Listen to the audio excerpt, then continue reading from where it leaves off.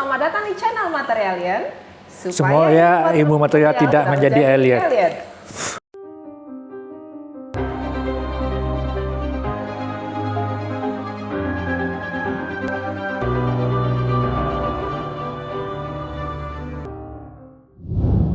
Halo, Ya. hari ini sangat spesial. Kita mengundang profesor dari Teknik Material ITB, yaitu Profesor Dr. Insinyur Husaini Ardi. Halo Ya. Pak Prof. Halo, Apa kabar Bapak? alhamdulillah baik, Oke. Sofa.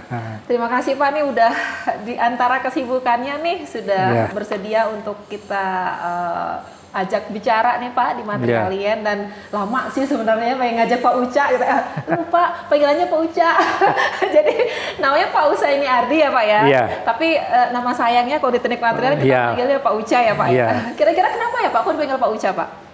Itu dulu Pak Rohim Suratman, kalau Husaini itu kan kepanjangan katanya.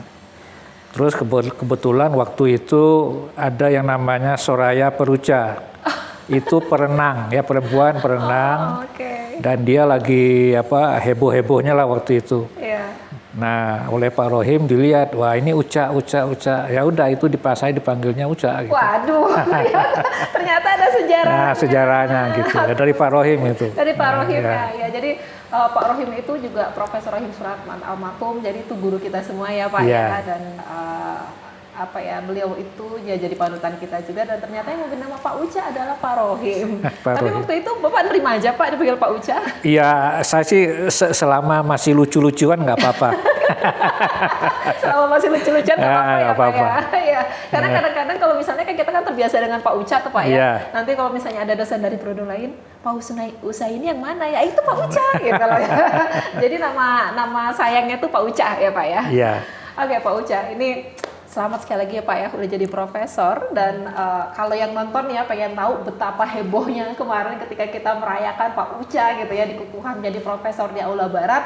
Nanti tonton di sini ya, kita ada di channel Materialnya juga. Coba lihat betapa hebohnya kita bergembira untuk Pak Uca ya. Nah Pak Uca nih sudah jadi profesor dan kemudian pasti perjalanan ke sini itu sangat panjang ya Pak ya. Iya. Jadi profesor di Teknik Material itu sekolahnya kalau bisa diceritakan ke kita di mana aja Pak? Silakan Pak. Ya, saya mulai dari S1 saja ya. Jadi Ya. saya masuk ITB itu tahun 77. 77 Ya. dan aku belum lahir. Pak Uca udah kuliah. 77. Saya seangkatan dengan Pak Pulung, Pak Iksan, siapa lagi ya? Pak Priyono Eko, Pak Iman Karto Laksono. Gitu. Jadi kalau kami seangkatan tuh paling banyak juga yang menjadi dosen di ITB. Gitu.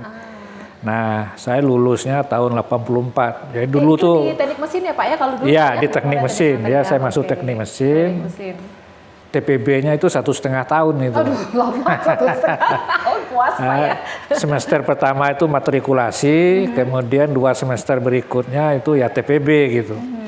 Terus penjurusan ya, jadi bersaing lah itu untuk mendapatkan jurusan favorit gitu. Salah satu favorit itu teknik mesin gitu ya. Jadi elektro, TI, mesin gitu urutannya waktu itu. Oh berarti dulu fakultasnya jadi FTI Pak ya kalau dulu Pak ya? Fakultasnya FTI ya. FTI, oke. Jadi dulu hanya ada 3 fakultas ya rasanya, FTI, 2. Lupa saya, kena geologi itu juga masuk FTI dulu rasanya itu ya. Oke. Grup yang timur jauh sana itu masuk geologi FTI juga gitu. Jadi belum banyak FTI, FTSP namanya dulu, teknik sipil. Oh teknik sipil. Salah satu yang tua juga ya teknik Iya. sipil ya. Jadi dulu ya masih lapangan bola masih di tengah kampus waktu itu ya. Sering main bola nih. Lapangan bola masih di tengah kampus, kemudian lapangan basket, kemudian kita kalau nonton film itu ya di LFM gitu ya. 2 kali seminggu kalau saya nggak salah itu. Menikmati sekali kayaknya masa-masa kuliahnya Masa ya Pak ya. kuliahnya gitu. Ya kemudian masuk 77, 78 kan heboh ya, ada pendudukan kampus gitu. Benar Pak. Jadi waktu itu ya nginap di kampus, kita juga happy-happy aja gitu. Walaupun nginep happy ya Pak ya. Seru nih kayaknya di tahun itu ya Pak ya. Sampai diduduki kampusnya ya udah nggak bisa masuk kampus lagi beberapa 1 semester kalau nggak salah. Nah setelah itu bersaing lagi untuk penjurusan gitu. Nah dulu itu masih ada NIM 88 itu yang belum dijuruskan atau yang kena kasus gitu ada stempelnya gitu. Jadi kalau kena kasus NIM-nya 88. 88 gitu. Jadi dulu kasusnya di TPB atau di Sarjana Muda. Dulu masih ada Sarjana Muda. Masih ada Sarjana Muda ya Pak ya. Jadi Sarjana Muda lulus Sarjana Muda enggak gitu. Kemudian baru sarjana gitu. Nah sekarang ini kan sudah dihapus itu sarjana mudanya, jadi harus langsung sarjana gitu. Dulu ya di zaman itu belum ada S2 sih. Ya jadi dijuruskan, kemudian masuk mesin, terus saya ngambil tugas akhir di sini di lab logam dengan Pak Marjono waktu itu. Gitu. Marjono, ya Pak Marjono. Setelah sidang saya lulus. Terus Pak Marjono bilang, kamu jangan nyari kerja deh. Kata. Kenapa Pak? Badanmu kekecilan untuk kerja. Saya juga bingung gitu. Udah itu beliau panggil saya, udah kamu main-main di lab aja dulu katanya gitu. Karena dulu kan begitulah polanya perekrutan dosen kan dulu. Dari S1 udah diteropong itu selama sekian lama, kemudian setelah sidang itu langsung dipanggil gitu. Ya jadilah saya setahun muda waktu itu. Tahun berapa itu Pak? Tahun 84. Oh 84 ya, 84 gitu. Kemudian ya ikut tes pegawai segala macam, tahun 85 baru jadi dosen gitu, resmi gitu. Nah kemudian pada waktu itu S2 juga baru berdiri. S2 mesin ya itu baru berdiri waktu itu. Nah karena baru berdiri diambillah kami dosen-dosen muda itu sebagai mahasiswanya gitu. Jadi semuanya itu ke S2 itu. Saya, Pak Slameto, Pak Hadi, kemudian Pak Pulung, Pak Andi, Pak Prihadi, itu semua ikut S2 gitu, meramaikan gitu. Meramaikan. Tapi ada yang nggak selesai, kenapa? Karena ada program Bank Dunia 17 waktu itu, ya jadi mereka ada yang sudah langsung melanjutkan ke S3, ke Eropa, ke Jepang, itu langsung berangkat. Dan yang dapat sekolah di Amerika juga ada langsung berangkat gitu. Jadi nggak sempat menyelesaikan gitu. Nah, saya sendiri dengan Pak Slameto, kita udah dapat sekolah di Amerika, tapi disuruh beresin dulu S2 gitu. Karena itu beasiswa Pak ya ke Amerika ya Pak? Iya, karena di rekomendasi Pak Tata itu disebutkan gitu bahwa ini sedang menyelesaikan S2 gitu. Nah, oleh sana admission letternya dia sebut dengan kondisi bahwa harus menyelesaikan S2 dulu gitu. Nah, sudah semangat dong Pak nyelesain S2 biar bisa ke Amerika. Iya semangat, iya kecewa juga karena ya saya dengan Pak Slameto yang tertinggal gitu. Yang lain udah pada berangkat. Gitu. Menyelesaikan S2. Alhamdulillah beres. Kemudian ya di Amerika ya berjuang lagi di sana. Jadi karena terlambat berangkat, saya itu proyeknya kan 5 tahun. Saya terlambat 2 tahun. Jadi hanya dapat beasiswa 3 tahun. Gitu. Nah, gimana caranya gitu. Jadi untung waktu itu saya ya kena hubungan baik dengan advisor, ditanggung lah gitu biaya hidup dan uang kuliahnya gitu. Ya saya bekerja sebagai asisten dosennya lah gitu ya, grading gitu.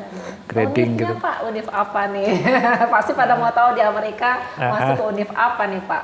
Saya di Illinois Institute of Technology, Material Science and Engineering Department ya. Kami milih itu karena waktu itu ada tokoh baja yang sangat terkenal gitu, Gilbert Erspeich namanya gitu. Jadi kalau melihat publikasi dia banyak sekali gitu. Dia itu waktu itu kerja di United States Steel gitu. Kebetulan itu juga di Chicago area gitu. Nah itu yang kami ini gitu. Incar gitu Pak. Incar Terus gitu saya ya. ketemu Pak di sana Pak. Ya ketemu, dia udah tua sekali dan sakit-sakitan gitu. Nah kena ngeliat kondisi fisiknya gitu ya kita ganti ini pembimbing gitu. Dan ada yang menarik dari beliau itu. Pada waktu saya ujian kualifikasi, dia udah sakit sekali gitu. Kemudian rekan-rekan ya koleganya itu minta ya udah kami aja yang meriksa ininya gitu, meriksa apa berkasnya. Dia nggak mau gitu. Nggak, saya bisa periksa katanya. Gitu jadi komitmennya sangat ini gitu. Dan akhirnya meninggal beliau gitu. Ya pada saat saya masih di sana gitu. Pada saat masih di sana. Itu bagian dari apa namanya kegiatan di Chicago itu. Ya yang berkesan saya itulah artinya saya nggak harus pulang gitu loh karena nggak ada uang gitu, nggak ada beasiswa gitu. Artinya masih ditanggung. Dan terakhir itu setelah saya selesai dia nawarin kamu kalau mau stay di sini silahkan katanya. Ya bayar berapa ya saya bilang. Ya nanti seadanya lah dulu katanya. Bisa pikir-pikir mending pulang aja lah gitu. Walaupun waktu itu ragu-ragu juga pulang ya. Namanya apa ya? Ragu-ragu juga pulang gitu loh. Atau pulang atau merikan ya gitu. Terus akhirnya memutuskan pulang itu pertimbangannya apa Pak? Karena itu kan cukup menggiurkan tuh Pak Gini, ya. Udah dapat dokter di sana, ditawarin juga. Walau bagaimanapun kita itu tetap aja second class citizen gitu loh. Jadi kalau terjadi sesuatu ya kita dulu yang ditendang gitu. Saya ngelihatnya gitu aja gitu. Sesimpel itu ya Pak ya dan serealistis itu ya Pak. Realistisnya gitu aja. Dan apalagi di zaman itu Amerika itu sedang ya setengah bangkrut lah gitu. Yang sedang naik daun itu Asia, yang di Jepang ya, Jepang, Korea, Taiwan. Termasuk kita juga gitu, tahun 94, 95 itu. Kalau Cina sih belum begitu waktu itu. Nah, saya mikir gitu, ya udahlah pulang aja. Ya pulang, ya Pak Adi dengan Pak Slameto tuh udah pulang duluan gitu. Pak Bambang gitu. Ya mulailah kita berjuang di sini gitu. Ya, kalau saya ingat dulu pertama-tama itu kita ngasih training dulu gitu ya. Training, kemudian ya dengan berjalannya waktu itu Pak Marjono yang mulai ini analisa kegagalan gitu ya, service industri. Kita membantu perusahaan minyak dan gas waktu itu ya, oil and gas company gitu. Nah di situ ya saya belajar lagi gitu ya. Oh, sudah dokter di Amerika belajar sama ahli jadi masih belajar lagi gila beneran deh. Karena apa namanya masalah di industri itu kan beda ya dengan yang di kampus gitu. Tapi dengan ilmu dasar yang ada itu udah sangat membantu gitu. Oke, berarti ini Pak Ucap sudah menyebut nih tadi ya kata kunci bahwa beliau berkecimpung setelah pulang itu di dunia industri. Nah setelah ini stay tune di sini ya karena setelah ini kita akan bicara pengalaman apa saja selama di industri dan Pak Ucap akan sharing sama kita. Sebelum itu jangan lupa like Pak, comment, and subscribe ya Pak ya. Oke, nah Pak Uca, ini nanti kita pasti akan bahas tentang pengalaman Pak Uca di industri, tapi kita simpan dulu Pak biar pada penasaran yang nonton. Nah, kemarin kita sama-sama mendengar ya orasi ilmiah dari Pak Uca dan itu tentang profesornya Bapak itu di material temperatur tinggi. Nah, ini mungkin Pak yang nontonnya pada penasaran, apa sih sebenarnya material temperatur tinggi Pak Uca? Iya, jadi material temperatur tinggi sebenarnya kalau di bahasa Inggris itu lebih bagus ya. High temperature material, gitu, lebih keren gitu, lebih keren apa ya? istilahnya gitu. Lebih aneh lah pokoknya. Gitu. Jadi di dalam material ini material logam ya, material logam itu kita kan mengelompokkan material itu, ya. Ada yang berdasarkan ketahanan korosinya, ya, ada yang berdasarkan ketahanan temperaturnya gitu. Nah ini material temperatur tinggi ini yang memang kita gunakan pada temperatur tinggi gitu. Temperatur tinggi itu ya di atas temperatur rekristalisasinya gitu. Atau kalau lebih mudah lagi setengah temperatur cairnya dalam derajat Kelvin gitu. di atas itu gitu. Nah ini kan kalau dari dunia risetnya itu adalah lebih ke turbine engine gitu ya, mesin-mesin turbin gitu. Dan kalau di Amerika itu referensinya kan pesawat tempur itu ya, bagaimana menghasilkan mesin yang bisa digunakan oleh pesawat tempur sehingga daya ininya, daya dorongnya atau apanya itu, powernya itu naik gitu. Nah gitu. Jadi berlomba-lomba lah orang untuk melakukan penelitian tentang material temperatur tinggi itu gitu. Nah, pembimbing saya waktu itu dia memang banyak membahas tentang paduan nikel gitu ya, nikel, sehingga dia juga mengeluarkan binary diagram fasa biner untuk nikel dan paduannya itu dia banyak sekali meneliti gitu. Dan salah satu topiknya waktu itu adalah paduan NiAl gitu. Ya, NiAl itu temperatur cairnya tinggi sekali dan dia itu sangat bagus untuk temperatur tinggi gitu. Itu temperatur cairnya di sekitar angka berapa, Pak? Udah 1.600-an, 1.800 begitu. 1.800 bisa bayangin ya. Iya, begitu. Tinggi segitu gitu. Jadi kalau dari scientific aspeknya itu dia itu ordering sampai ke temperatur cairnya gitu. Nah, itu pembimbing saya itu memang ini hatam sekali di sana gitu ya. Dan dia banyak membahas diagram fasa paduan itu gitu. Dan kami waktu itu membuat material dengan mechanical alloying gitu ya, jadi melalui metalurgi serbuk gitu. Jadi saya mendalami sekali masalah metalurgi serbuk, kemudian paduan NiAl itu gitu. Nah, itu material ya waktu itu ramai sekali, itu sedang leading edge lah penelitiannya waktu itu. Lagi hebohnya gitu ya. Buat application gitu ya Pak ya, kayak seru-serunya gitu Pak ya. Dan Pak Uca terlibat di sana, keren. Ikut di sana gitu. Ya kemudian itu saya nggak tahu kelihatannya berhenti. Kenapa? Karena materialnya tuh terlalu getas gitu. Masih ada masa terlalu getas. Yang kedua dia itu sangat rentan terhadap hydrogen embrittlement gitu. Sedangkan bahan bakar pesawat turbin itu banyak kadar hidrogennya itu cukup tinggi gitu. Ya, Pak, ya. Nah itu menurut saya berhenti gitu. Tapi nggak tahu mungkin suatu saat nanti muncul lagi kalau orang sudah menemukan solusinya gitu. Jadi dia itu sangat ketas gitu. Nah itu aja yang jadi masalah gitu. Sehingga susah untuk dibentuk gitu. Ya tapi namanya penelitian ya, orang tuh nyoba-nyoba dan sampai ke ujung ya berhenti dulu mungkin ya. Rehat dulu Pak ya. Rehat dulu gitu. Nah, mungkin nanti generasi baru nanti punya ide lagi gitu, mau diapain gitu materialnya gitu. Tapi yang jelas pengalaman saya bergerak dalam bidang mechanical alloying itu, jadi prosesnya gitu ya, saya betul-betul menguasainya gitu. Bisa diceritakan nggak Pak ke kita? Nah gitu. Jadi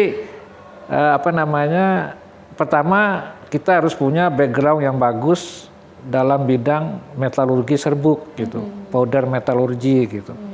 Kenapa? Karena yang kita kerjakan itu adalah serbuk metalurgi nikel dengan aluminium, itu nanti di-milling ya, di-milling. Kemudian selama di-milling itu diberikan argon gas supaya tidak terkontaminasi. Kemudian didinginkan juga di awalnya itu pakai liquid nitrogen gitu. Karena Ni dengan Al itu kan ulet gitu. Jadi harus dibuat getas dulu supaya mudah dipecahkan melalui milling gitu. Nah, jadi saya belajar sainsnya ya, sains dari proses itu. Jadi sampai sekarang masih ingat tuh kalau masalah powder, partikel gitu saya tahu gitu ya. Dan itu kemarin ada yang ujian proposal ya untuk S3 itu malah saya kuasai sekali gitu.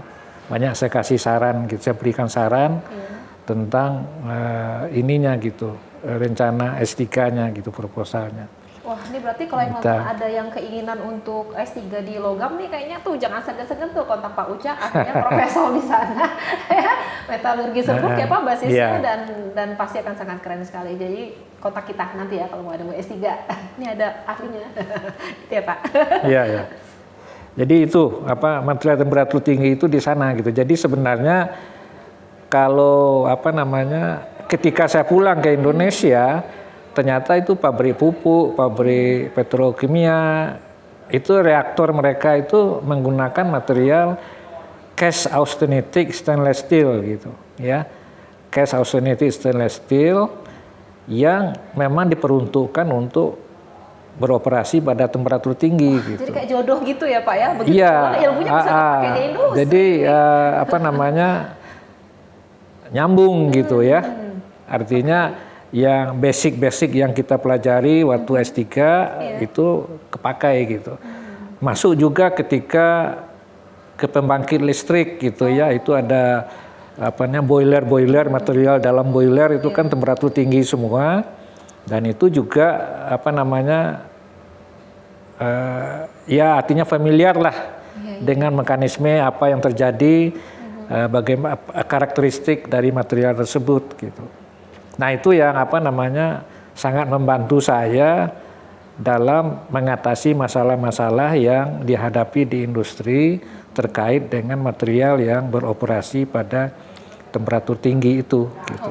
Berarti sebenarnya di industri kayak tadi Pak ya, industri pupuk, oil and gas itu sebenarnya mereka menggunakan material-material beroperasi pada temperatur tinggi, dan ternyata ilmu ini tuh sangat dibutuhkan Pak ya ketika memang industri itu mau berjalan ya Pak ya. Iya, jadi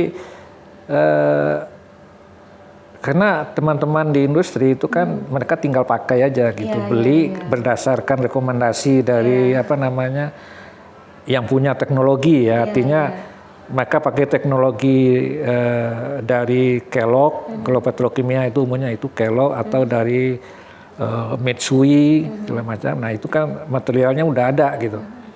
Tetapi mengapa dipakai material itu? Nah itu mungkin nggak sempat dipelajari oleh teman-teman di industri karena mereka jualan Pak ya. Gitu. Pikirnya itu cuma. Jadi udah pakai aja gitu. Nah nanti begitu ada masalah, nah baru mulai belajar kan gitu, ya. Nah kita membantu di situ gitu, supaya mereka nggak terlalu repot, karena mereka sehari-hari kan juga ada kegiatan rutinnya gitu. Ya kita yang apa namanya mempelajari, dan ya aspek saintifiknya cukup bagus gitu, ya. Apa namanya untuk material temperatur tinggi itu, pertama itu sangat terkenal gitu ya, cast austenitic stainless steel itu kalau di industri disebutnya HP. Kalau dulu di awal-awal itu HK ya. Mereka nyebutnya HK, kemudian HP. Nah, itu sampai sekarang itu masih HP, belum ada lagi yang baru yang keluar. Nah, itu apa namanya? Saya sering cerita itu. Tahu nggak kenapa disebut HP gitu? Nah itu ada aturannya gitu, jadi nikelnya sekian, kromiumnya sekian, maka disebut HP gitu. Nah kalau yang lain, kandungannya lain lagi disebut HK gitu. Gitu. Berarti itu ada ilmunya Pak ya? Ada ilmunya gitu. Ya. Penasarannya pengen tahu itu apa? Ayo ke teknik material ITB, karena ada ahlinya nih. Jadi kalau misalnya penasaran dengan material bisa masuk ke sini gitu ya Pak ya? Oke, ini kayaknya kita bakalan seru banget ya belajar sama Pak Uca ya. Sebelum itu jangan lupa like, comment, and subscribe. Setelah ini kita akan kembali lagi dan kita akan tanya terus nih sama Pak Uca nih tentang pengalamannya di industri seperti apa dan bagaimana ilmu material itu terpakai di sana secara real. Oke, kalau penasaran ya, ini ilmu nggak setiap hari bisa di-sharing ya Pak ya?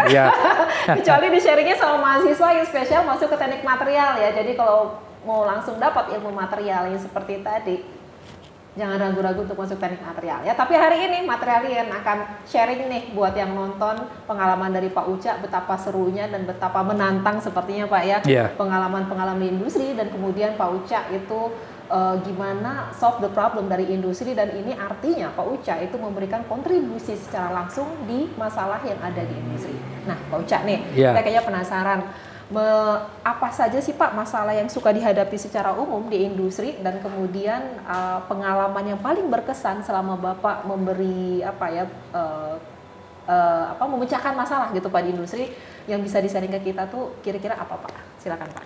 Ya, jadi saya pulang tahun 94, ya 94. Ya biasalah masih fresh gitu ya, dari baru selesai S3 saya dengan Pak Slametto itu. Nah, kita kan belum kenal gitu masalah apa yang ada di industri, kan belum kenal. Jadi Pak Marjono waktu itu yang sudah malang melintang ya di industri.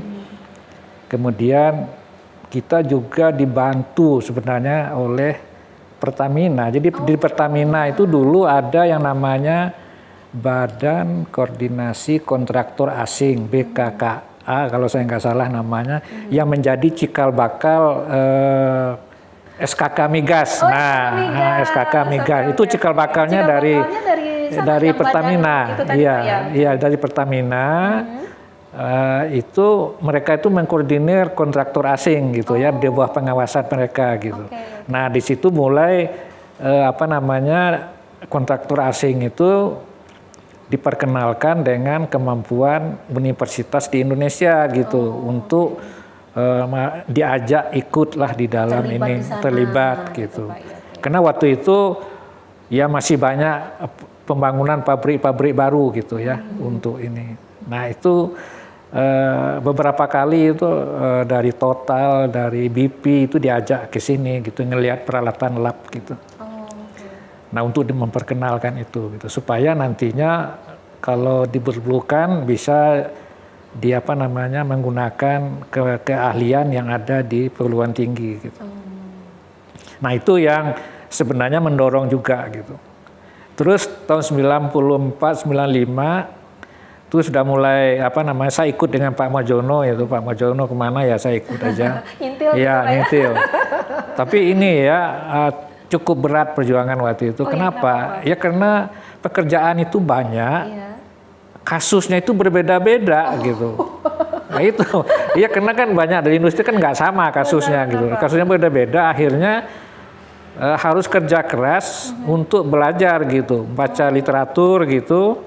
Dan dulu ya belum ada internet ya atau itu, belum bisa googling, nggak bisa gitu loh. Jadi yang kita jadikan referensi ya buku-buku waktu kuliah atau handbook itu saya baca gitu.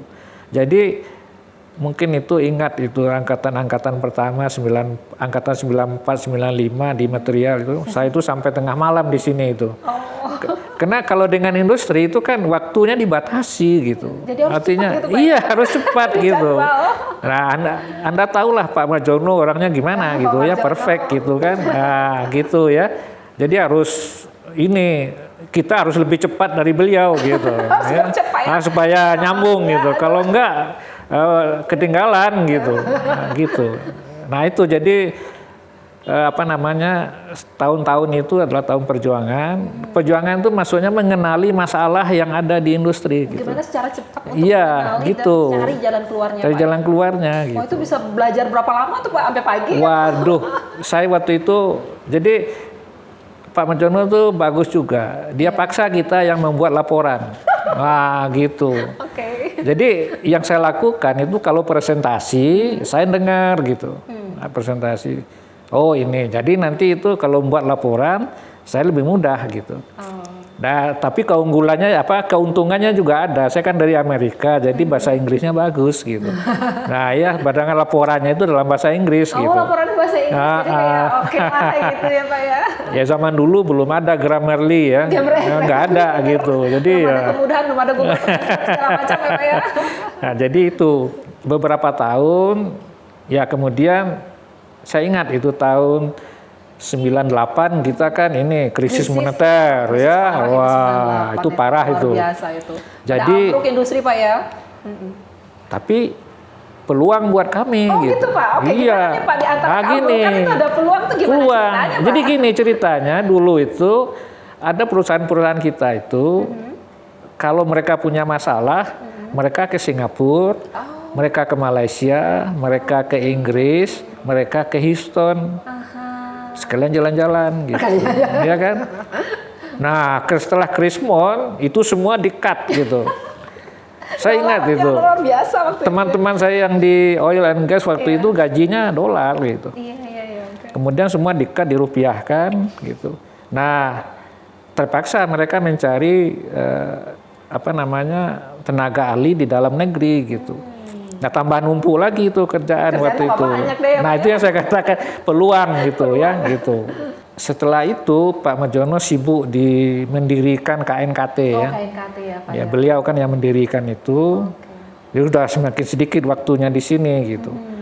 Ya sudah akhirnya saya dengan Pak Slametto itu mengambil alih lah gitu pelan-pelan gitu ya, ngambil alih. Tidak lagi bergantung, tidak merepotkan Pak Marjono lah gitu. Nah itu, kemudian berkembang lagi, kemudian Pak Slametto dengan saya masing-masing kayak split gitu. Dua kerajaan lagi. Dua kerajaan, tapi bagus ya, bagus gitu artinya mengembang gitu Pak. Mengembang itulah artinya gitu. Nah sampai sekarang gitu, kita udah punya klien-kliennya itu udah punya gitu. Yang loyal. Dan hebatnya di sini itu kita nggak pernah rebutan gitu. Kita tahu, itu kerjaan, itu situ tuh. Nah ini biasanya Pak Arief ini. Nah kalau ini Pak Slametto ini gitu. Kita nggak mau ambil gitu. Ya, jadi aman gitu ya. Sudah punya wilayah. Ada wilayah masing-masing. Ya. Jadi preman-preman tukang parkirnya itu udah ada gitu ya. Parkir di sini, ini yang punya, parkir sini ini gitu. Jadi nggak ada keributan gitu. Sudah Oke. Jadi saya juga berkembang ya. Punya klien sendiri gitu yang loyal gitu ya. Cuman ya itu kan rekrutmen dosen baru, dosen muda itu kan jauh sekali gitu loh. Waktu itu gapnya. Iya, gapnya itu jauh sekali. Anda bayangin itu generasi Bu Mar, generasi Pak Asep itu kan mahasiswa saya gitu loh. Kan jadi jauh gitu. Bawa pulang berumah gitu. Jadi akibatnya ya kita harus kerja keras sendiri gitu. Ya kerja keras sendiri, mengerjakan sendiri, dan sebenarnya itu kan banyak pengetahuan yang bisa di-sharing gitu ya. Nah, makanya sekarang ini saya kalau ke industri saya selalu ada inilah gitu pendampingnya gitu ya. Bukan apa-apa supaya regenerasi gitu. Regenerasi saya pengen itu. Saya juga nggak kepengen semua ilmunya dikekep sendiri ya buat apa gitu. Kita punya keterbatasan gitu. Nah, kalau dengan industri ya itu saya tunjukkan kepada teman-teman itu kalau presentasi di industri itu bagaimana, jangan terlalu ilmiah ya. Artinya yang make sense gitu. Ya, secara common sense itu bisa diterima dan begitu. Karena kita inginnya mereka ngerti gitu. Apa yang kita sampaikan, message kita gitu. Bukan kepuasan pribadi kita terus menggunakan istilah-istilah ilmiah yang mereka nggak ngerti gitu. Nah, jadi bagaimana gitu mengemas presentasi kita itu atau laporan supaya mereka bisa memahaminya dengan mudah gitu. Nah itu seringkali itu saya ajak ya, termasuk mahasiswa juga ada beberapa mahasiswa yang saya pilih gitu. Dilibatkan gitu Pak? Iya, saya libatkan. Ya, saya juga nggak semua mahasiswa bisa saya libatkan, saya cek dulu gitu, performanya gimana, bisa nggak ini. Jangan sampai saya pengen dibantu malah saya tambah repot gitu, nambah beban gitu. Jadi itu kalau mahasiswa harusnya bangga itu, kalau udah saya pilih gitu harusnya berarti mereka ini gitu, istimewa gitu, qualified gitu. Berarti nah itu dilibatin loh sama kita di sini kalau misalnya memang Anda well perform gitu ya. Iya, kalau bagus gitu. Intinya gitu, seperti saya dengan Pak Marjono itu. Pak Marjono itu gerakannya cepat, nah saya harusnya lebih cepat lagi dari beliau gitu. Asistennya lebih gitu. cepat, ditinggalin ya Pak ya. Kenapa? Karena kita ditagih terus oleh industri gitu. Mereka pengen hasil dengan cepat gitu. Karena mereka juga harus lapor ke bosnya ya. Ditanya juga gitu, mungkin tiap hari ditanya gitu gimana tapi kalau mereka nggak bisa jawab ya kita yang ditekan lagi gitu, tapi itu biasa lah gitu. Nah suka dukanya itu ya Bandung ini nggak enak ya. Kenapa Pak? Karena harus ke bandara dulu butuh waktu 3 jam ke Soekarno-Hatta gitu. Terus naik pesawat, ya baliknya juga gitu. Jadi dari sisi lokasi kita memang membuat capek gitu ya, untuk transportasi gitu. Tapi ya dijalani aja lah gitu, nggak apa-apa. Ya pernah itu seperti Bu Lia itu pernah itu sampai tengah malam itu baru ini, atau pagi-pagi Bu Afri itu subuh dijemput gitu. Karena kita harus presentasi jam 8 pagi di Cilegon gitu. Jadi harus jam 3 pagi itu udah kita jemput di rumah gitu. Nah, kan nggak enak itu. Ya tapi memang begitulah. Kalau kalau ingin mencari pengalaman yang baik itu ya harus susah-susah dulu gitu. Kalau masalah kasusnya Pak, kira-kira kasus apa yang menurut Pak Uca tuh paling menarik kemarin untuk diselesaikan, yang mana itu benar-benar memerlukan ilmu material Pak? Jadi yang umumnya kejadian yang diminta ke kita itu adalah analisis kegagalan. Oke, analisis kegagalan gitu. Jadi gagal aja harus dianalisis ya Pak? Iya. Itu begitu gagal itu kan pabriknya harus mati gitu. Begitu pabrik mati kan banyak orang yang manajemennya kan ribut, kerugiannya berapa kan gitu. Nah pasti ditanya ngapain sih kok bisa rusak begitu gitu. Nah kan nggak semua orang bisa menjawab gitu. Nah disitulah. Bisa kasih contoh misalnya apa pipa atau turbin atau apa gitu. Iya misalnya kita ambil aja yang sederhana misalnya pipa uap itu untuk uap boiler gitu ya, untuk boiler gitu. Yeah. Nah kalau itu sudah pecah, satu pecah, ya otomatis turbinnya mati gitu. Nah turbinnya mati ya yang lain pada nggak bisa kerja, listriknya mati gitu. Listriknya, Pak, ya. Kayak kita aja di rumah kalau listrik mati ya kulkas juga mati gitu. Nah itu gitu. Jadi tugas kita adalah melakukan analisis untuk mencari root cause-nya gitu ya. Root cause-nya itu kita bukan mencari siapa yang salah gitu, tapi mencari kenapa dia pecah gitu pipanya gitu Pak ya. Alasannya kenapa gitu ya Pak ya. Saya itu sangat senang kalau industrinya juga terbuka gitu, memberikan data gitu. Pak ya. Memberikan data gitu ya. Karena di situ bukan hanya pemeriksaan laboratorium gitu, tetapi kita juga melakukan survei tentang kondisi-kondisi di pabriknya itu menjelang terjadinya atau sebelum terjadinya kegagalan itu gitu. Jadi bahkan sebelum kegagalan dan setelah investigasi gitu Pak. Itu kita investigasi gitu. Kayak Sherlock Holmes Pak. Iya. Jadi makanya saya nyebutnya forensik gitu. Forensik ya Pak ya. Ilmu forensik material forensik gitu. Material. Keren sih namanya. Gitu. Dan memang kita nggak boleh hanya melihat dari sisi materialnya, harus kita lihat dari sisi prosesnya bagaimana gitu. Ya kan temperaturnya bagaimana fluktuasinya, tekanannya bagaimana fluktuasinya gitu. Kemudian kalau di boiler misalnya kualitas airnya bagaimana gitu. Water treatmentnya gimana, jadi panjang itu ini ceritanya gitu ya. Kalau kita belum menemukan penyebabnya gitu, kita ikutin terus itu. Tapi itu di situ ada sistematisasi berpikirnya gitu. Jadi nggak seperti pendekar mabuk gitu. Pendekar mabuk. Gitu ya. Jadi kita buat itu gitu. Sistematis, dan itu udah saya tunjukkan itu kepada teman-teman gitu ya. Pada Pak Asep Ridwan, Pak Ibu Afri, Pak Ari Wibowo, Ibu Yori itu udah tahu lah gitu apa yang harus kita lakukan gitu. Nah ini kalau terbuka itu kita mudah gitu ya. Jadi kalau dari industri kasih tahu apa adanya datanya, jadi enak Pak ya kita. Tapi ada juga yang tidak terbuka gitu, karena jadi mereka itu di awal-awal itu udah defense gitu. Nggak boleh salahin lah. Nah itu ya padahal kita kan bukan nyari siapa yang salah gitu, kita tapi nyari kenapa apanya yang salah kan gitu. Nah ketika mereka sudah defense begitu, saya juga udah nggak semangat biasanya gitu. Artinya saya bilang ya inilah yang mampu saya ungkapkan gitu, karena saya butuh data ini tapi saya nggak dapat gitu. Ya kan, karena itu kan ada batas waktunya gitu. Artinya umumnya itu kalau udah 3 minggu itu udah ditagih saya gitu. 3 minggu. Iya, 3 minggu udah ditagih. Dan saya biasanya saya presentasikan dulu hasil sementara yang saya peroleh, kemudian diskusi. Saya bilang saya butuh data ini gitu. Nah, nanti kita lihat gitu apa diberi atau tidak gitu. Kalau enggak ya udah saya diam juga gitu. Jadi ya intinya keterbukaan itu gitu. Jadi semuanya akan mudah kalau semuanya terbuka gitu. Kemudian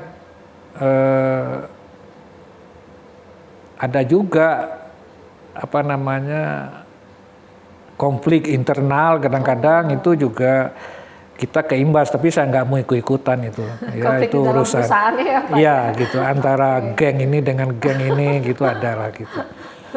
Kemudian dulu ketika apa namanya masih banyak pembangunan pabrik, itu kita ikut material selection. Oh, material selection. Material selection itu kita juga kasus yang diberikan membuat kita belajar gitu.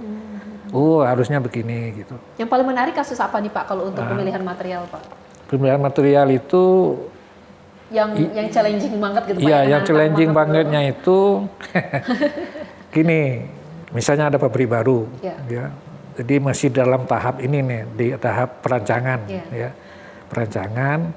Nah itu kan semuanya harus dikerjakan dalam waktu yang sangat ketat gitu ya. Jadi itu seringkali itu paralel gitu. Nah mungkin Bu Man masih ingat saya dalam apa propelan merah putih. Oh, iya, saya bilang ke grupnya proses, saya pengen final gitu loh. Final baru saya bergerak gitu. Bener, biar gitu ya, Pak, karena saya tuh sudah pengalaman ya. Ketika paralel begitu, saya udah capek-capek gitu, tahu-tahu berubah lagi. Saya mulai lagi dari awal gitu, ya. Mulai lagi dari awal gitu. Tahu-taunya diubah lagi gitu, mulai lagi gitu. Nah makanya, mending saya tuh nunggu gitu, udah apa namanya yang finalnya seperti apa, begini. Nah mari baru saya melakukan material selection gitu, ya. Jadi itu pengalaman saya gitu. Jadi seringkali juga itu harus nunggu gitu. Kalau paralel itu nunggu tim yang melakukan ini apa namanya proses terutama itu, karena itu menyangkut biasanya itu korosi gitu, ya ketahanan korosinya. Kalau mekanikal sih jarang sih, ya kalau mekanikal kan mudah, cari aja yang kekuatannya tinggi gitu. Tapi kalau korosi nantinya bergantung lagi jenis korosi apa gitu, ya kan? Enggak berarti semuanya harus diatasi dengan stainless steel misalnya, karena nanti ada pertimbangan harga juga gitu, ya. Karena cost-nya cukup tinggi gitu. Nah itu saya sering juga membantu teman-teman, misalnya melakukan pemilihan material ulang gitu ya, pemilihan material ulang. Bahkan tulang pun juga Pak Uca ikutan untuk memilih materialnya ya Pak ya, wah luar biasa gitu. Ini. Apa namanya memilih material yang berbeda gitu dengan yang originalnya gitu. Nah saya katakan begini, ini pabrik Anda udah cukup lama ini gitu ya, kondisi operasinya sudah berubah gitu. Kalau dulu yang banyak minyak, sekarang ini yang banyak air gitu, artinya tingkat korosivitasnya naik gitu. Dan itu konsekuensi gitu, bahwa ketika Anda mengambil minyak udah lama gitu, nanti yang keluar cuma airnya yang 90%, minyak 10% gitu. Kalau dulu mungkin minyak 90%, airnya 10% gitu. Sehingga kondisinya berubah dan ya tingkat korosivitasnya juga naik gitu. Dan kita harus melakukan adjustment gitu. Itu yang pertama. Yang kedua, saya juga pernah menemui kasus tidak cocok gitu material yang digunakan gitu. Itu duplex stainless steel saya ingat. Tapi saya lihat lagi historinya, ternyata pada tahun tersebut memang ini yang paling tinggi grade-nya gitu. Materialnya pada saat itu memang itu ya Pak, itu, gitu. Jadi kalau sekarang sudah ada yang lebih baik gitu, super duplex stainless steel gitu. Atau hyper duplex stainless steel. Bahkan gitu. Ada hipernya Pak ya. Iya. Jadi saya nggak menyalahin mereka gitu. Ya dulunya itu yang terbaik gitu ya, yang terbaik yang ada gitu.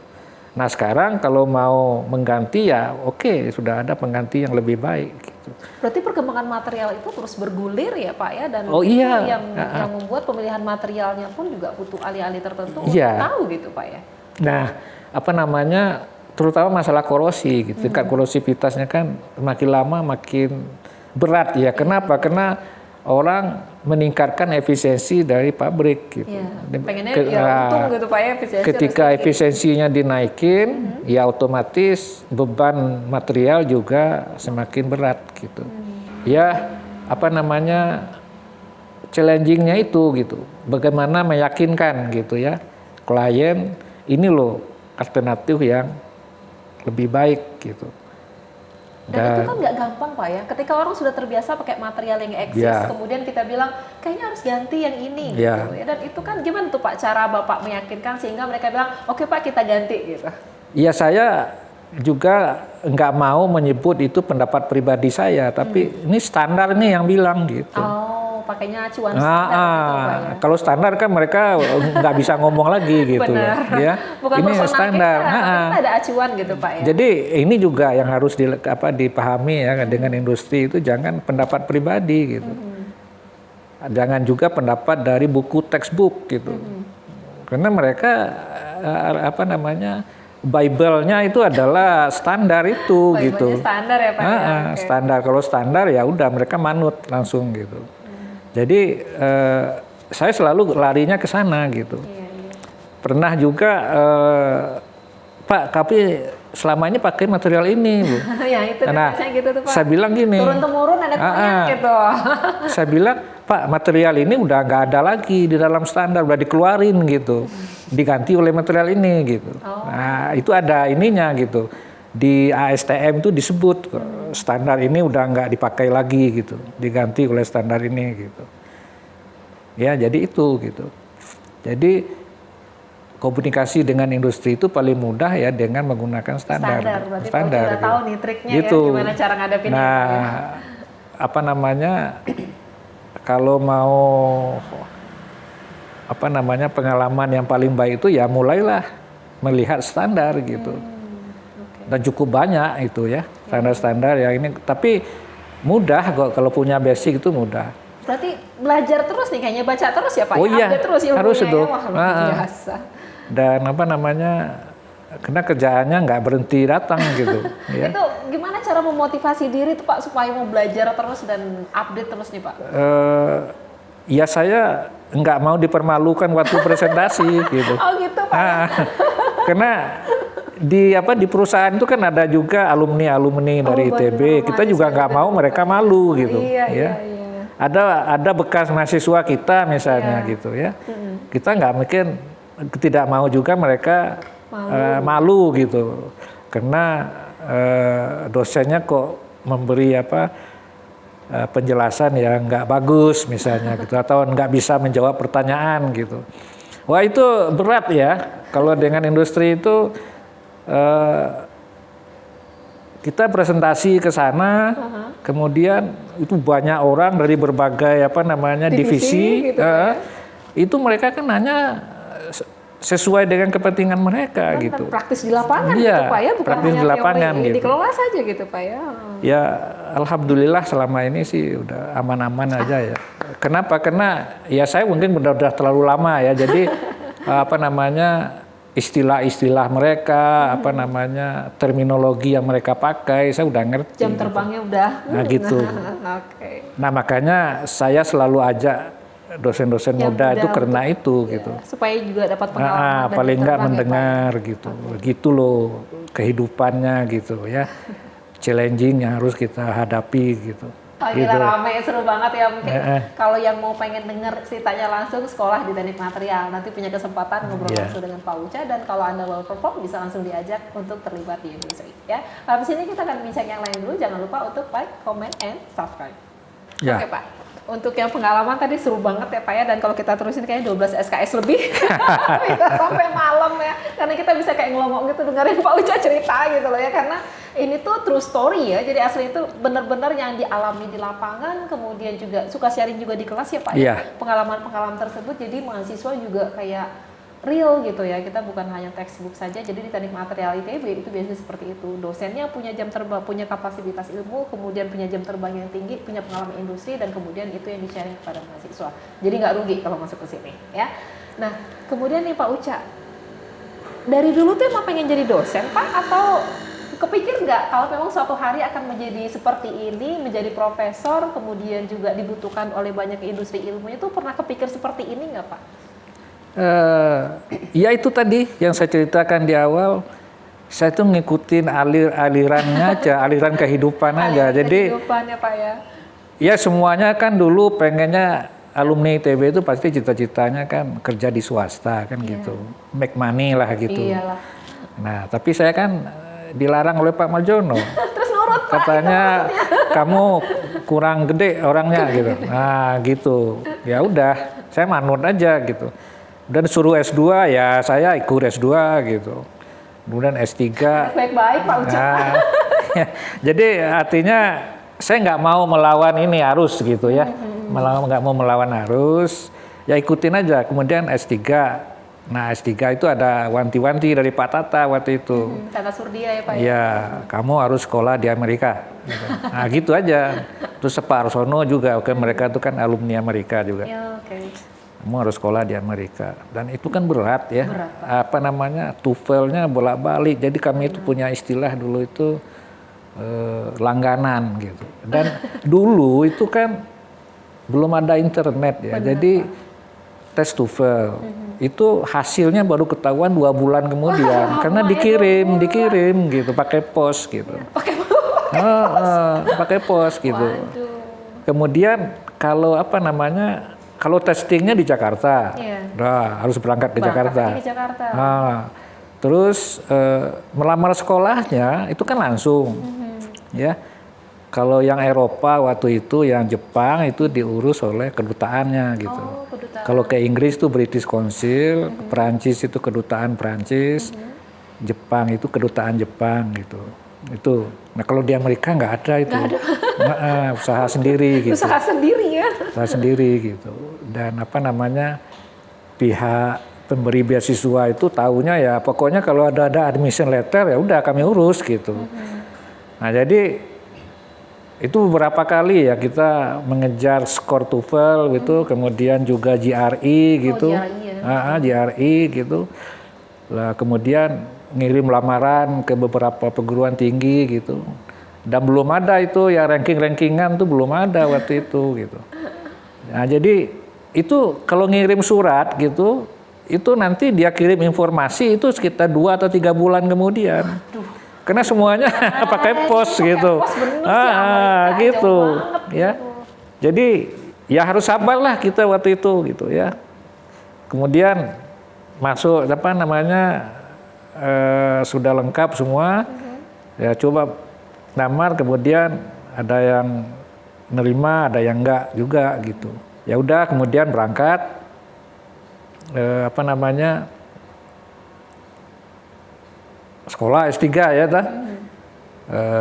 Saya mulainya dari saya pengen mulai ngambil S2 dulu gitu. Dari sana lagi padahal saya udah S2 di sini. S2 di sini Pak ya. Tapi di tengah jalan pembimbing saya bilang, udahlah kamu langsung S3 aja. Langsung S3 pas ya. Langsung S3 saja gitu. Nah waktu itu saya tuh punya keuntungan gitu ya. Karena di material science dan engineering itu umumnya itu dari S1-nya mereka juga material gitu ya. Nah saya kan basic mekanikalnya tuh sangat kuat gitu ya. Jadi ada satu orang dosen di sana itu Sheldon Mustofa namanya. Itu dia itu mengajar mechanical metrology gitu. Jadi dia relay dengan saya gitu. Dia sangat suka karena saya punya itu double newlet gitu. Nah saya jadi asisten dia gitu. Nah itulah salah satu yang menyelamatkan saya gitu. Ya, ketika beasiswanya putus gitu.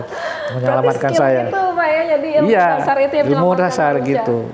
Ya, apa namanya, jadi asisten, tugasnya melakukan grading, tapi mahasiswa lain juga banyak yang apa namanya, ya yang satu grup S3 itu, kalau sudah masalah mekanikal, nah dia pasti Pak nanya Uca. ke saya gitu. Nah gitu, ya. Keren. Gitu, jadi ya sampai selesai gitu, balik ke Indonesia, ya begitulah. Jadi nggak pernah saya itu merancang sendiri, itu nggak pernah, saya ikut aja gitu. Berarti sebenarnya orang Indonesia di luar itu qualified ya Pak ya, kalau misalnya kayak Oh gitu kan. iya. Kualitas kita juga Gini, nggak kurang. saya merasa hidup itu menjadi lebih enteng kalau di Amerika itu. Oh, gitu, Pak? Iya, dibandingkan kalau di sini. Kenapa gitu. Pak? Ya segala sesuatunya kan sudah ini gitulah, sudah apa, terstruktur gitu. Rapi gitu Pak ya? Iya, semua urusan itu bisa cepat Iya, gitu. iya. Semua urusan bisa Kalau cepat. di sini mah kalau bisa lama kenapa cepat gitu Pak ya? Gitu ya. Ya dulu itu waktu saya masuk ke Amerika itu jomplang ya, masih jauh sekali gitu. Iya. Di kita waktu itu belum ada kan ATM gitu. Iya benar-benar. Belum ada. Belum ada Belum ATM gitu. Nah, di sana sudah ada gitu. Jadi terasa sekali gitu perbedaannya. Tapi kalau sekarang menurut saya sih nggak begitu Nggak gitu begitu ya. jauh ya, Pak, ya. Artinya udah hampir sama gitu. Iya. Apalagi dengan adanya internet gitu ya, gitu. Tanpa batas sekarang Pak ya? Gitu. Jadi lebih mudah gitu. Jadi menjawab pertanyaan tadi, ya saya nggak pernah merancang sendiri Nggak gitu. pernah, pokoknya let it flow, jangan melawan arus Pak ya? Iya, Kata saya sih orangnya gitu. Saya nggak melawan arus, ikutin aja. Iya. Dan ya selama mengikuti itu kita awas juga gitu Iya, loh, waspada juga gitu, supaya tidak salah gitu. Oke. Jadi, Tetap berada di jalan yang benar. nah gitu jalan ya, yang Pak, ya? benar gitu. Dan ketika jadi profesor ini kan perjuangannya juga wah luar Nah. biasa Pak ya. Bisa sharing nggak ke kita Pak? Akhirnya gelar profesor itu kan yang paling tinggi lah gitu Pak ya. Iya, iya. Sudah doktor, itu memang kalau studi kan sampai S3, tapi profesor itu udah lebih lagi dan Iya. itu perjuangannya pasti tidak gampang. Mungkin bisa di-sharing ke kita Pak biar kita juga bisa belajar. Gini, apa namanya? Kalau dilihat ya di grup kita di sini di teknik material ini, itu kan terakhir yang jadi guru besar itu kan Pak Rohim. Pak Rohim Surahman. Ya. Pak Rohim. Kemudian beliau berpulang sebelum pensiun kan Benar, gitu ya. bulan April. Tidak kita sangka gitu. Benar, itu nggak nyangka banget. Pak. Nah, saya lihat karakteristik kita di sini itu memang terlalu sibuk gitu ya. Terlalu sibuk, nggak begitu care dengan apa namanya jabatan atau pangkat itu gitu. Dan kalau dulu itu nggak ada gitu, ya nggak ada, ya lu saja gitulah, artinya Santai aja. santai aja dan apa namanya akreditasi itu kan belum begitu ini Ya, waktu gimana dulu itu. gitu ya, Pak, ya? Ya pokoknya ada program S2 ya mangga silakan, ada S3 silakan gitu, jalan aja gitu, S1 jalan aja gitu, ya pokoknya ada lulusan gitu. Nah kalau sekarang kan lebih di ini lagi kan lebih dikontrol gitu ya. Termasuk ininya gitu. Kalau dulu kan kita nggak ada itu dosen S1, S2, S3 nggak ada. Pokoknya semuanya dosen gitu. Hah? Disuruh ngajar S1 oke, suruh ngajar S2 oke, S3 boleh gitu. Tapi nggak pernah di declare gitu. Nah, tapi kenyataannya sekarang aturannya menuntut gitu bahwa harus terdefinisi ini dosen S1, ini dosen S2, ini dosen S3 gitu. Nah, ada persyaratannya lagi gitu. Dosen S1 persyaratannya minimal S2 kan gitu. Kemudian nanti tugasnya apa saja itu sudah ada gitu. Kemudian S2 minimalnya S3 apa ya? S3 kemudian pangkatnya tertentu gitu. Benar, Pak. Lektor kepala minimal gitu. S3 minimal ada guru besarnya gitu. Nah, itu kan diatur gitu ya, diatur dan ya kita sebagai apa namanya orang yang ada di dalam sistem itu kan harusnya mengikuti itu gitu. Iya. Nah itu, nah jadi setelah Pak Rohim meninggal, ya saya ngarepin waktu itu Pak Bambang Wit gitu ya. Karena kan urutannya gitu, Pak Bambang Wit gitu. Berdasarkan angkatan. Pak Bambang Wit, taunya lewat juga gitu, ya. Kemudian Pak Slameto, waduh lewat juga gitu. Waduh, ini berarti saya nih gitu, ya. Jatuh ke saya ini tanggung jawabnya gitu. Nah, waktu itu saya itu kebetulan Pak Ari Wibowo kan di sebelah ruangan saya. Saya nanya-nanya mengenai jurnal gitu loh. Karena waktu itu ribut ya, Scopus, Q1, Q2, apaan ini? Apa ini? Saya nggak pernah tahu, saya bilang gitu. Ya, nah saya diceritain, oh begitu. Jadi jurnal itu ada rankingnya juga gitu. Kemudian saya nanya lagi kalau kita mau nulis di jurnal itu gimana ya gitu. Nah mulailah saya ngajak itu yang pengalaman gitu ya. Saya terus terang saja saya nggak pengalaman gitu nulis di jurnal gitu. Kalau nulis laporan saya jago gitu. Itu ya jagoan saya bilang. Tapi kalau nulis untuk jurnal saya belum gitu. Ya makanya saya ajak Pak Ari dan teman-teman gitu. Kebetulan ada perusahaan, saya tanya dulu ke perusahaannya. Ini boleh nggak dipublikasikan gitu. Nah mereka nanya lagi ke atasannya, boleh tapi dengan syarat ada pernyataan gini-gini gitu. Oke lah saya bilang. Nah udah, jadi ada kerjaan dari satu perusahaan, saya angkat gitu.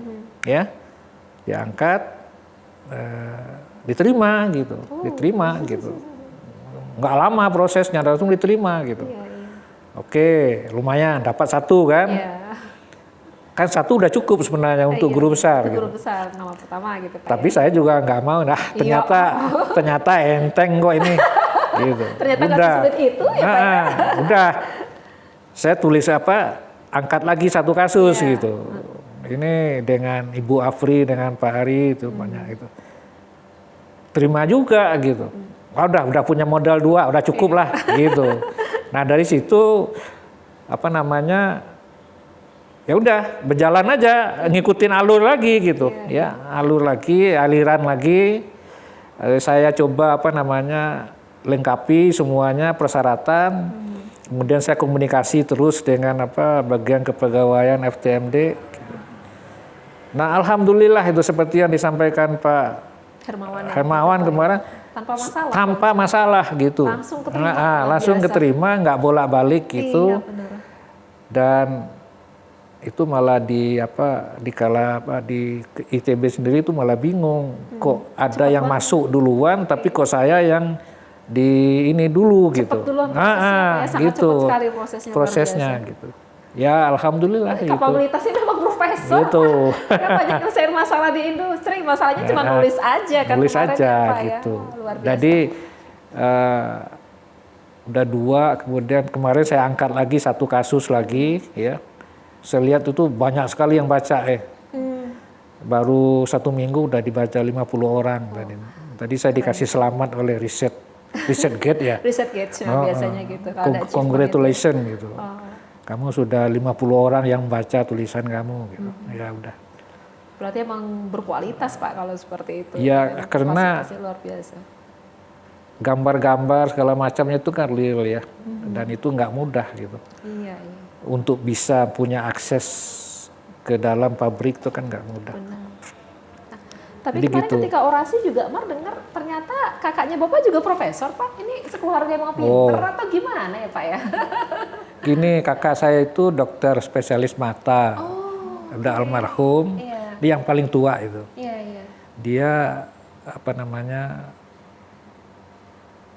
di Universitas Andalas ya, dokter spesialis mata di sana. Terus ya dosen juga gitu. Dosen juga ya. Dosen di situ ya biasa jadi guru besar tapi udah lama dia. Usia 54 tahun dia udah jadi guru besar gitu. Jadi saya kalah gitu. Saya kan 64, 10 tahun lewat. Tapi ya nggak apa-apa lah. Gitu. Yang penting sama profesor ya Pak. Memang gitu. Dididik di rumahnya bagus banget atau gimana nih Pak? Kalau sudah 2/3 berarti Pak ya. Jadi profesor itu kan berarti kan luar biasa tuh. Gimana nih Pak peran keluarga sehingga memang bisa menjadi profesor nih? Saya kira di keluarga saya itu bapak saya yang berperanan gitu, dia juga dosen sih, dosen dosen juga, Pak, ya? IAIN, dan apa namanya selalu mengingatkan gitu, gue nggak punya apa-apa, nggak ada harta warisan buat lo semua gitu, ya. Jadi kamu usaha sendiri gitu, sekolah dibiayain gitu, tapi setelah itu urus diri sendiri gitu. Nah itu yang pertama, makanya termotivasi gitu ya. Kami ada 9 orang, 7 laki-laki gitu, 7. Jadi berat gitu buat orang tua itu dulu ya, apalagi itu kakak saya yang paling tua itu lahirnya tahun 36. 36, Pak, aduh lebih tua dari papaku. Jadi dia apa namanya SMA-nya itu di zaman tahun 58, perang 58, tahun 58 gitu. Jadi yang dititik beratkan itu usaha sendiri, kemudian saling membantu gitu. Saling Ya. membantu ya, Pak. Jadi yang sudah lulus duluan, sudah dapat kerja duluan, membantu adik-adiknya. Karena ya kalau dari orang tua sendiri nggak akan mampu gitu. Jadi itu polanya begitu. Dan apa namanya, ada 3 orang kakak saya itu dokter sebenarnya. Dokter semua 3 luar biasa itu, Pak. Karena kan nggak murah juga, dan nggak mudah jadi dokter. Itu juga bapak saya punya strategi. Gitu, Pak. Karena kita ini kekurangan dana, ya udah masuk kedokteran aja. Jadi bukunya bisa turun temurun. Gitu. Jadi satu buku buat gitu tuh generasi gitu. Dipikirin ya. Saya termasuk yang aneh ini, larinya ke ITB, gitu, ya? ke teknik satu-satunya gitu. Tapi itu memang keinginan beliau juga. Gitu. Gitu, Pak. Pernah suatu saat saya itu sakit, dia ngomel-ngomel gitu. Ini mau saya masukin ke ITB ini, katanya. Gitu. Jadi termasuk juga apa namanya persiapan untuk tes, itu beliau beli buku itu, buku-buku panduan testing itu. Yang dulu itu buku dari Siki Mulyono, saya ingat. Siki Mulyono itu terkenal dulunya membuat bimbingan tes gitu. Itu.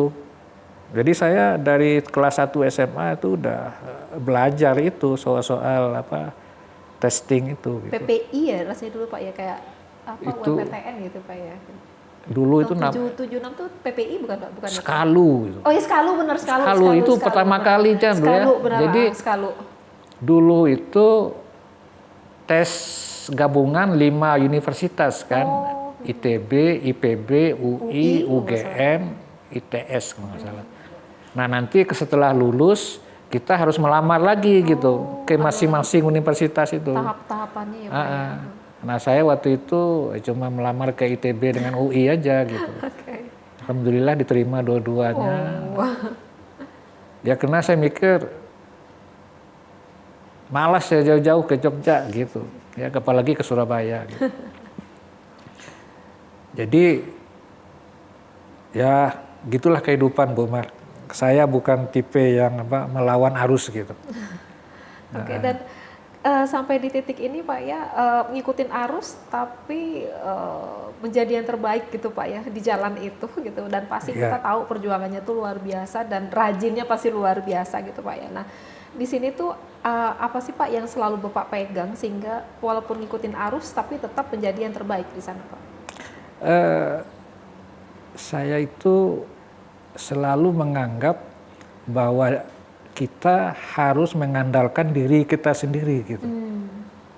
Ya, jangan sekali-kali mengandalkan bantuan orang lain gitu. Bantuan itu ekstra aja gitu.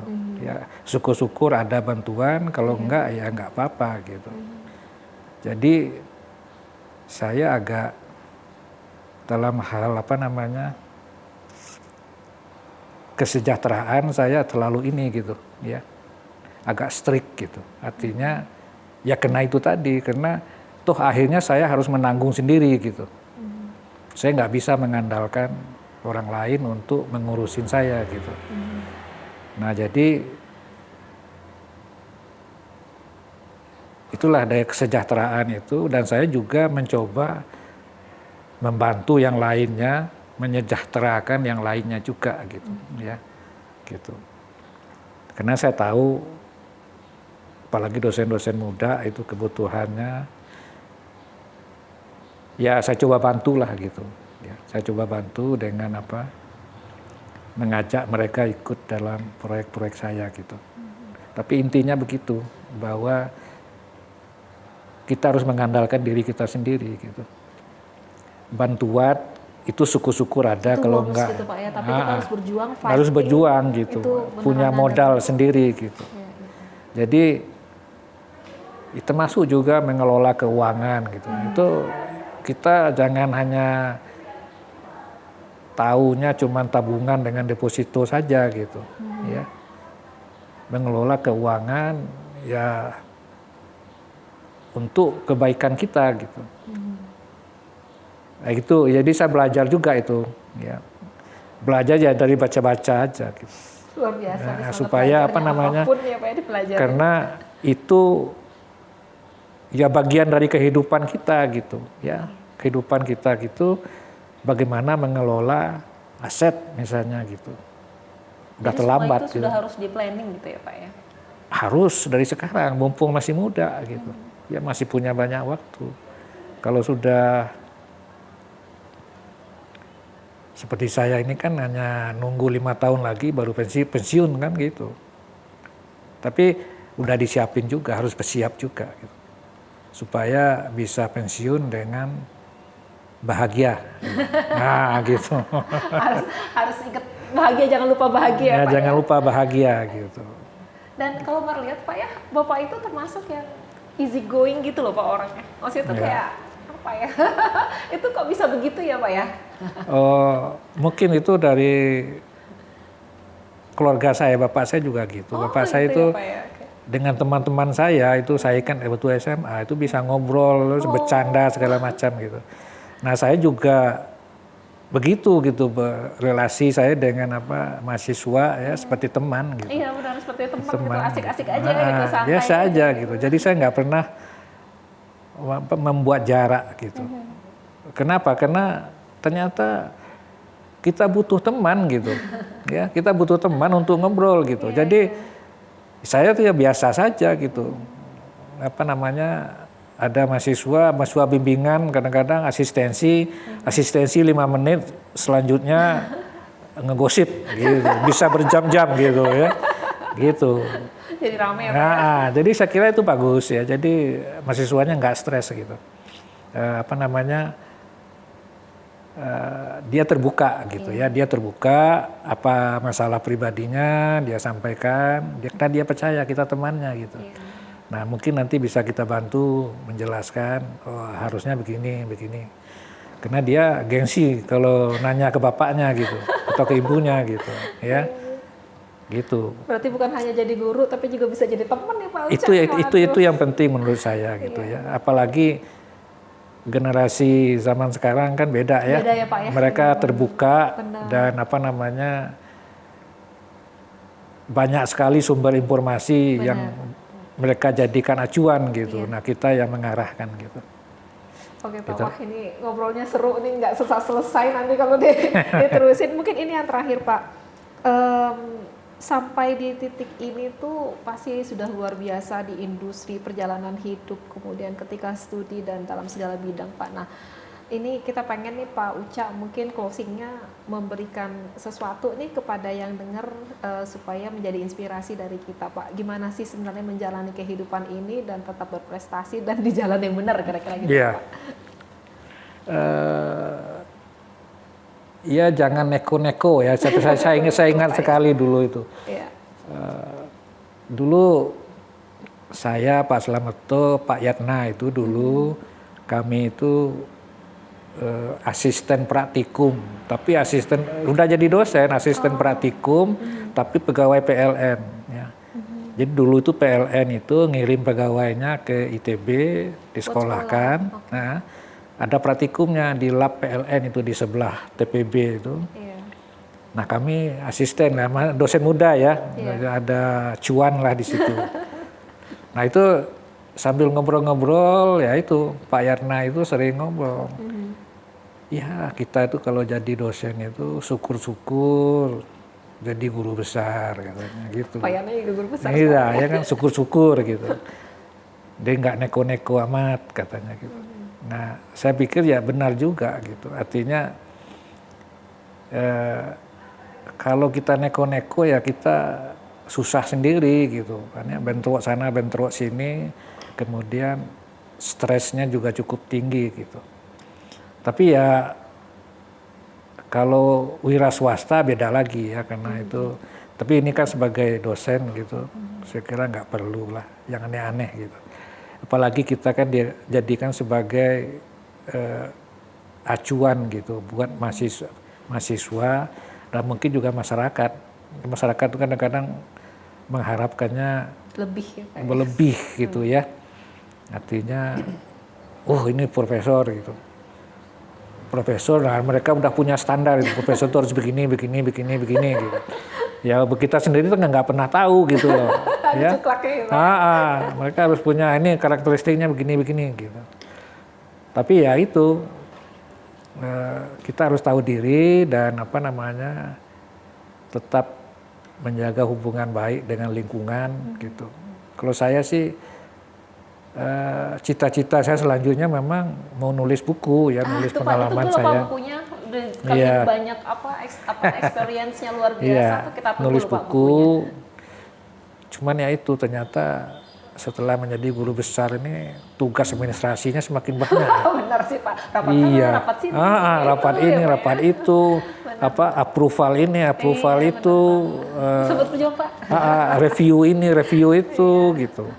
Ternyata banyak juga gitu. Makanya saya lagi mikir-mikir juga itu. Kapan ya bisa mulai nulis gitu. Karena nulis itu biasanya harus mulai dulu gitu. Benar Pak.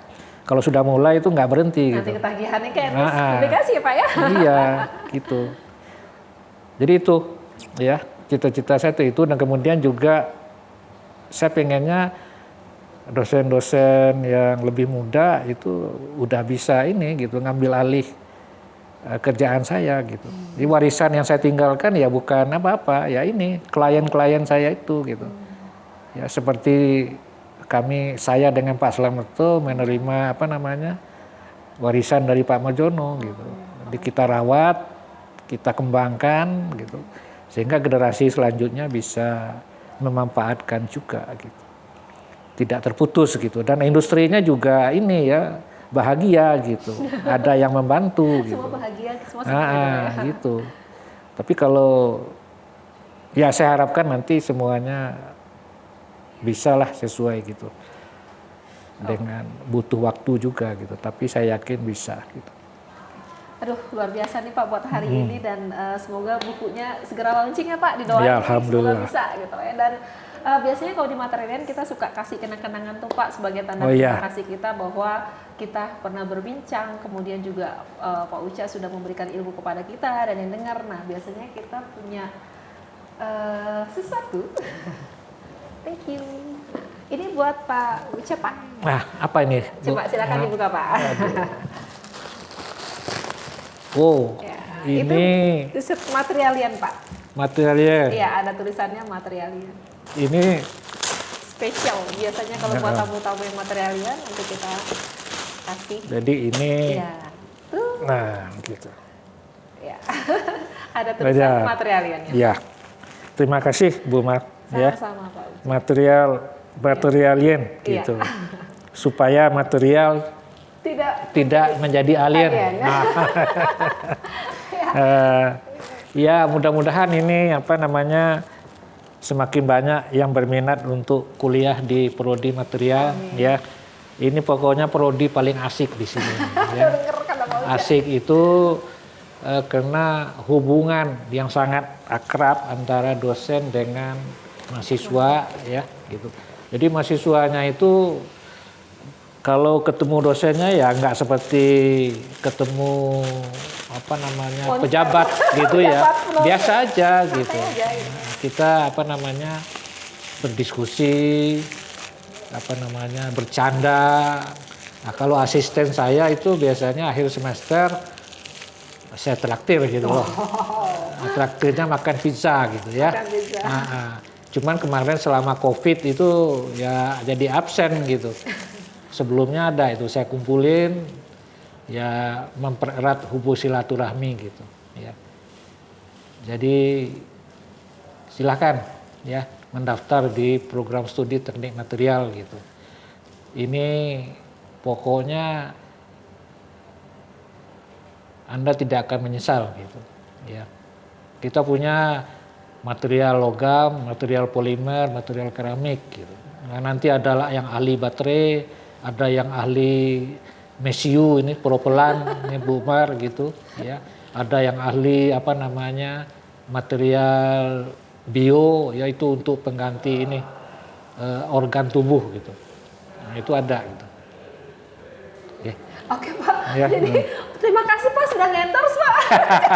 Ini langsung di-endorse sama Profesor. Betul. Terima kasih banyak Pak Uca. Dan Ya. yang disampaikan tadi oleh Pak Uca itu benar sekali. Jadi di teknik material itu kalau ketemu dosen bukan kayak ketemu pejabat ya, tapi kita udah kayak teman, kita sharing, kita berbagi, dan pengalaman dosen-dosen di sini itu sangat luar biasa. Salah satunya tadi dari Pak Uca ya.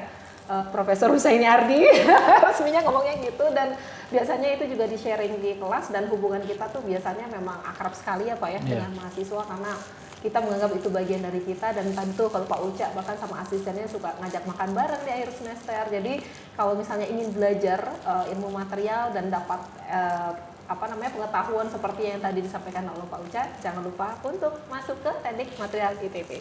Oke, terima kasih sekali lagi Pak Uca, dan nanti kita ketemu lagi di materi yang selanjutnya supaya ilmu material tidak jadi alien. Jadi alien. Thank you, dadah. Ya.